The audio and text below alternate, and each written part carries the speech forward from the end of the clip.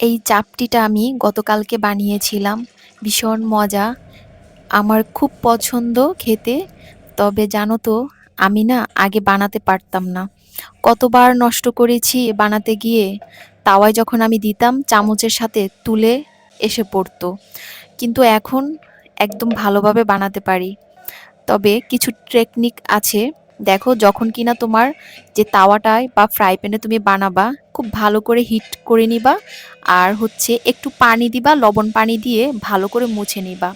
তাহলেই দেখবে তোমার দোসা অথবা চাপটি ভীষণ সুন্দর হবে আর একদম তাওয়া থেকে সুন্দরভাবে উঠে যাবে।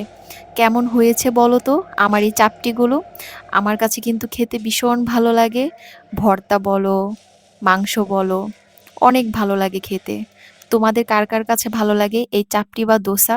আর হ্যাঁ, খেতে ইচ্ছে করলে বাসায় বানিয়ে খেয়ে নিবা।